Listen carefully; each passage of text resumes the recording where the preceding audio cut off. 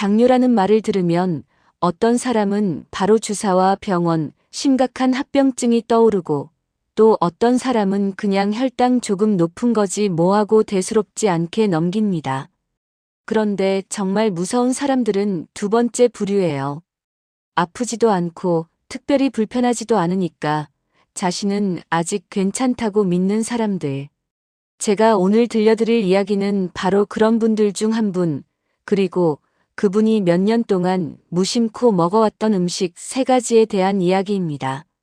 이 3가지 음식은 당뇨일 때 절대 무심코 먹어서는 안 되는 것들인데 문제는 너무 익숙해서 너무 평범해서 사람들 대부분이 전혀 위험하다고 느끼지 못한다는 거죠.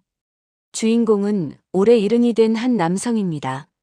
젊을 때부터 성실하게 회사 다니고 자식들 다 키우고 집 한 채 마련하고 딱 한국식으로 열심히 살아온 사람. 주변에서는 건강관리 잘하는 사람이라고 늘 칭찬하던 분이었어요. 실제로도 그랬습니다.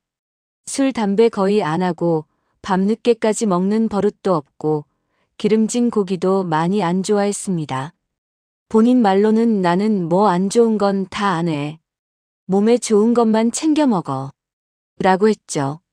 그래서 당뇨라는 단어는 자기 인생과는 거리가 먼 이야기라고 생각하고 살았습니다. 그런데 몇 년 전부터 이상한 변화가 하나씩 나타나기 시작했습니다. 먼저 밤에 자다가 자꾸 깨는 겁니다. 이유도 없이 목이 바싹바싹 마르고 화장실을 가고 싶어서 새벽에 2번, 3번씩 일어나야 했어요. 처음에는 나이 들면 원래 소변 자주 본다더라 하고 넘겼습니다. 그런데 어느 날부터인가 아침에 일어나면 눈앞이 뿌옇게 흐리고 글자가 겹쳐 보이고 발끝이 콕콕 찌르는 느낌이 드는 겁니다. 계단을 내려갈 때는 발바닥이 바늘 위를 걷는 것처럼 따끔따끔 아팠어요.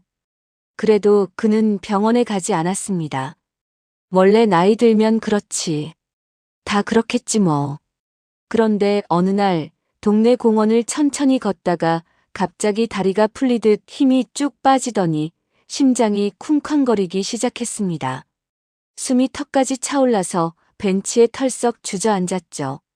그날 억지로 집에 돌아와서도 가슴이 묘하게 답답하고 이상한 느낌이 사라지지 않자 그제야 아내의 손에 이끌려 병원으로 갔습니다.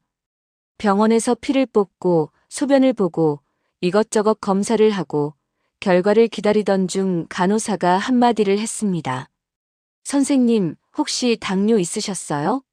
그는 단호하게 말했죠. 아니요, 그런 이야기 들어본 적도 없는데요. 그런데 결과를 들고 온 의사의 표정은 무거웠습니다. 혈당은 공복인데도 이미 290이 넘었고 당화혈색소는 9를 훌쩍 넘어가 있었습니다. 의사는 조심스럽게 말했습니다. 이건 어제 오늘 생긴 게 아닙니다. 최소 몇 년은 진행된 당뇨입니다. 지금 당장 관리 안 하면 눈, 신장, 심장 다 위험해질 수 있어요. 그는 충격을 받았습니다. 머릿속에는 같은 생각만 맴돌았어요. 아니, 나는 단 것도 안 먹는데 내가 뭘 그렇게 잘못 먹었다고. 그는 진심으로 이해가 안 됐습니다. 집에 가서도 계속 혼잣말을 했어요. 나는 케이크도 안 먹고 과자도 안 먹고 콜라도 입에 안 대는데 왜 나한테 당뇨가 생겨? 그의 아내도 고개를 갸웃했죠.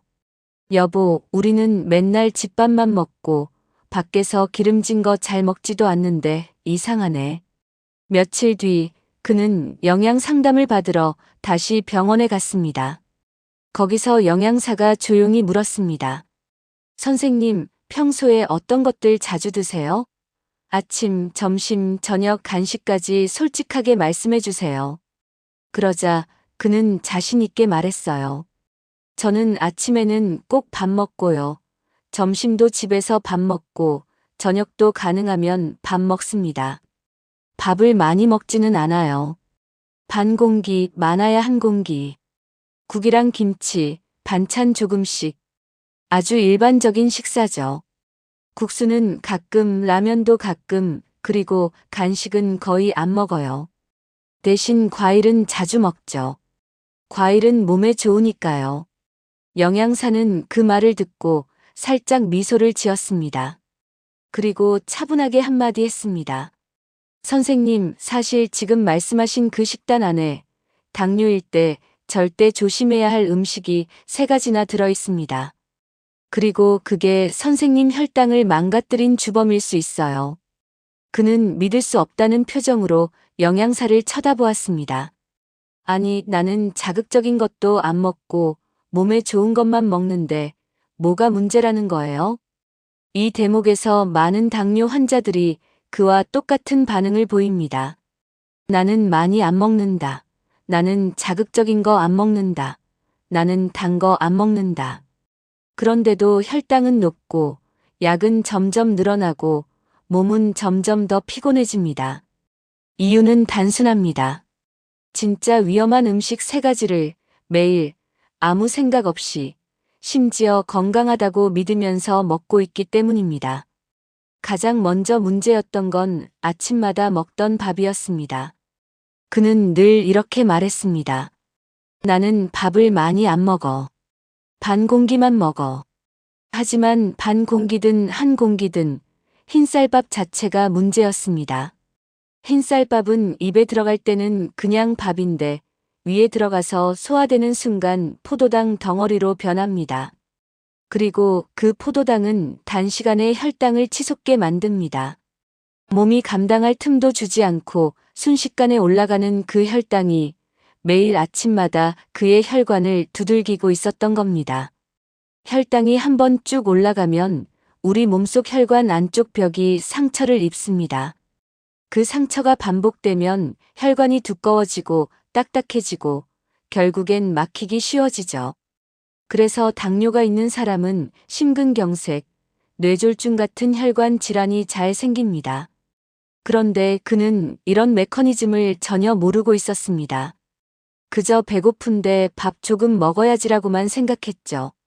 더 큰 문제는 그가 밥을 먹을 때 항상 국과 함께 먹었다는 겁니다. 국에는 건더기보다 국물이 더 문제입니다. 짠 국물, 밀가루가 들어간 국물, 각종 양념이 잔뜩 들어간 국물을 함께 먹으면 밥과 만나서 혈당이 더 시원하게 올라갑니다. 그는 매일 아침 밥 반 공기에 국 한 그릇을 소박한 아침밥이라고 믿었지만 사실 그건 그의 혈당을 매일 아침 폭발시키는 습관이었습니다. 그는 상담을 받으며 그제야 깨달았습니다. 나는 많이 먹지 않는 게 중요하다고 생각했는데 뭘 먹느냐가 더 중요했네요. 영양사는 고개를 끄덕이며 말했습니다. 맞아요. 당뇨에서는 양보다 종류가 훨씬 더 중요합니다. 특히 흰쌀밥은 당뇨일 때는 그냥 조심해야 할 음식이 아니라 정말 각별하게 관리해야 하는 음식이에요. 또 하나 큰 문제는 그가 밥이 부담스러운 날마다 선택하던 국수였습니다. 그는 아침이나 점심에 밥 먹기가 좀 싫은 날이면 오늘은 속 편하게 국수나 한 그릇 먹자라고 생각했습니다. 따끈한 멸치국수, 잔치국수, 가끔은 칼국수도 먹었습니다. 밥보다 가볍게 느껴졌고 국물까지 후루룩 마시고 나면 속도 편안해지는 느낌이 들었죠. 그는 국수가 몸에 좋다고 생각하지는 않았지만 적어도 밥보다는 덜 부담스럽다고 믿었습니다. 하지만 국수는 흰쌀밥보다 더 교묘한 방식으로 혈당을 괴롭힙니다. 흰밀가루로 만든 면은 씹는 순간부터 이미 빠르게 분해될 준비를 하고 있고 위와 장에서 단시간에 당으로 바뀌어 흡수됩니다. 밥이 확 치솟았다가 내려오는 롤러코스터라면 국수는 오랫동안 높은 상태를 유지시키는 지긋지긋한 고혈당 같은 존재입니다. 그래서 국수를 먹고 나면 한두 시간쯤 뒤부터 몸이 나른해지고 눈꺼풀이 무겁고 아무것도 하기 싫어지는 거죠. 그 어르신도 그랬습니다. 국수를 먹은 날이면 괜히 낮잠이 쏟아지고 앉아만 있어도 피곤했고 머리가 멍해졌습니다. 그런데 그는 그걸 나이 탓으로 돌렸습니다. 내가 나이 들어서 그렇지 젊을 땐 국수 먹고도 멀쩡했는데.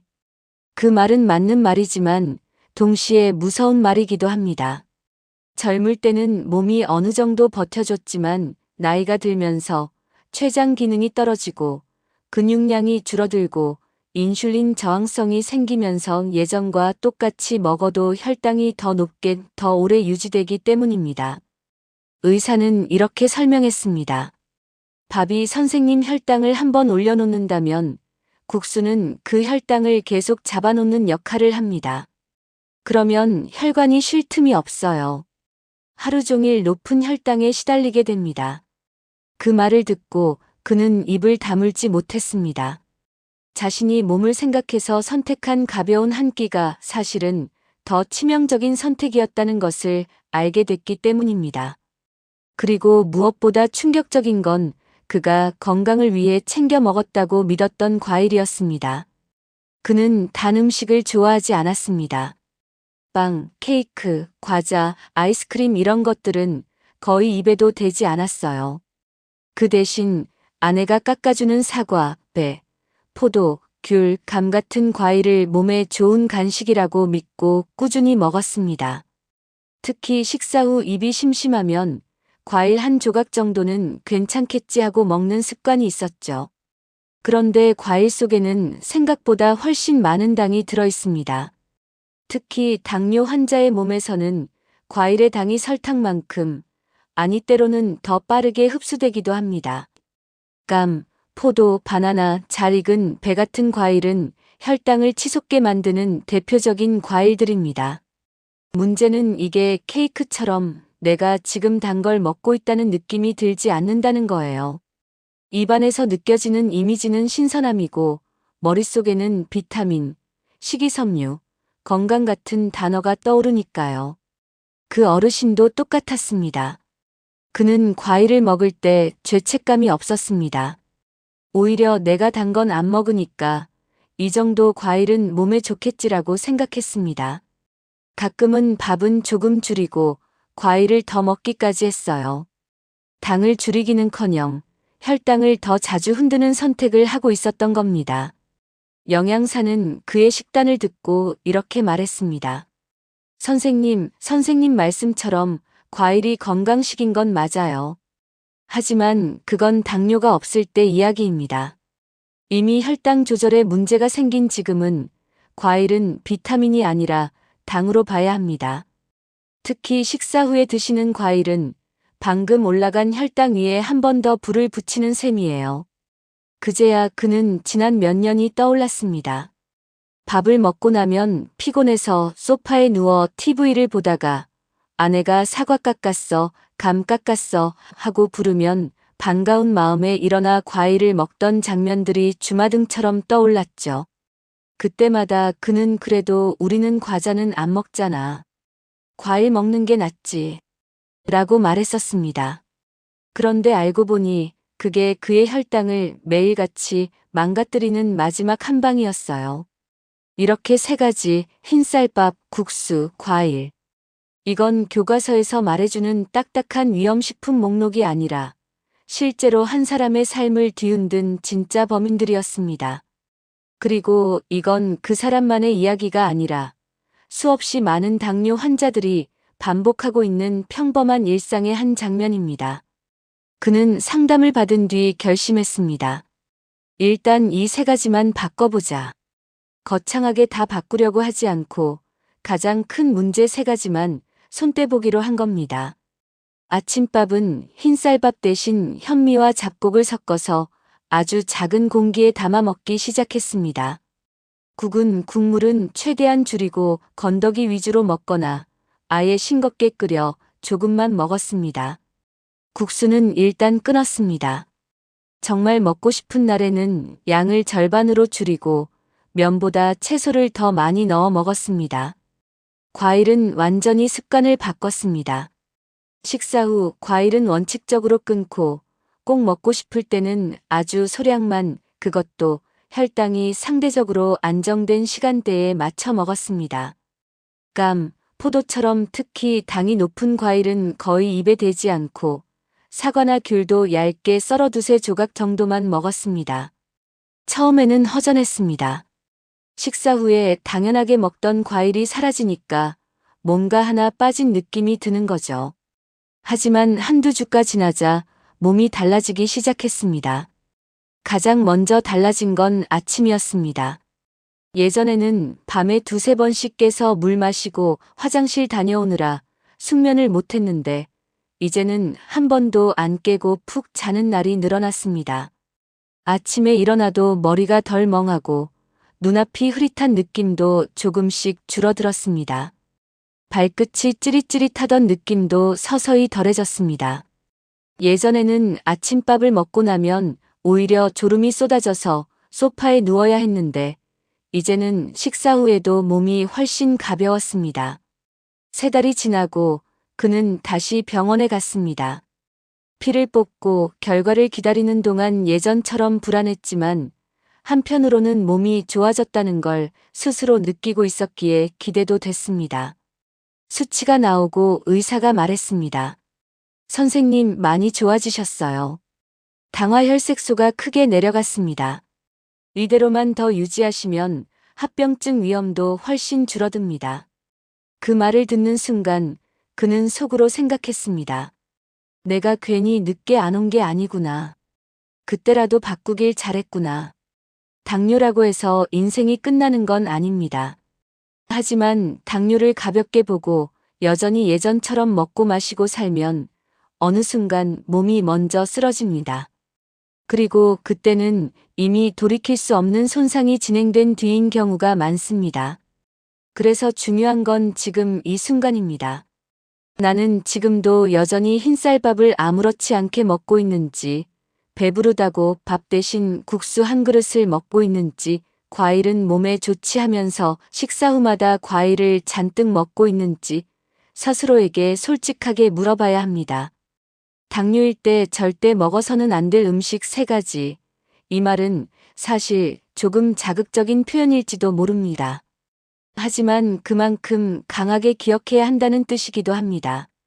정말로 한 입도 먹지 말라는 말이 아니라 적어도 이 음식들이 내 혈당을 심하게 흔든다는 사실만큼은 절대 잊지 말아야 한다는 거죠. 이걸 알고 먹는 것과 모르고 먹는 것은 몇 년 뒤 내 눈과 발, 심장, 신장의 상태를 완전히 갈라놓게 됩니다. 그 어르신은 가끔 이런 말을 합니다. 사실 나는 병원에서 당뇨라고 들었을 때보다 내가 매일 먹던 밥과 국수와 과일이 문제였다는 걸 알았을 때가 더 충격이었어. 내가 나를 챙긴다고 한 것들이었거든. 이 말에는 아주 중요한 메시지가 숨어 있습니다. 당뇨를 망치는 건 일부러 막 먹는 폭식이 아니라 스스로 괜찮다고 믿어버린 익숙한 습관들입니다. 그래서 당뇨를 진짜로 관리한다는 건 내 인생 전체를 뒤집어 엎는 게 아니라 그 익숙한 습관을 하나씩 의심해 보는 것에서 시작됩니다. 혹시 당신도 비슷한 말을 해본 적이 있지 않나요? 난 단 건 안 먹어. 난 많이 안 먹어. 난 집밥만 먹어. 그런데 이상하게도 혈당은 잘 내려가지 않고 약은 늘어만 간다면 어쩌면 지금 이야기한 이 3가지 음식이 당신의 일상에도 깊숙이 자리 잡고 있을지 모릅니다.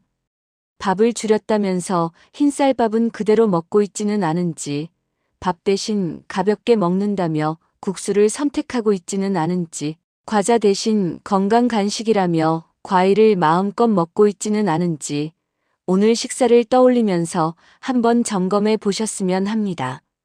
만약 이 3가지를 바꾸는 게 너무 극단적으로 느껴진다면 이렇게 시작해 볼 수도 있습니다. 흰쌀밥을 완전히 끊는 대신 밥 반 공기만 흰쌀로 하고 나머지 반은 잡곡이나 채소로 채워보는 겁니다. 국수를 한 그릇 먹던 습관이 있다면 양을 절반으로 줄이고 그 자리를 두부나 삶은 계란, 나물 같은 것들로 채워보는 것도 방법입니다.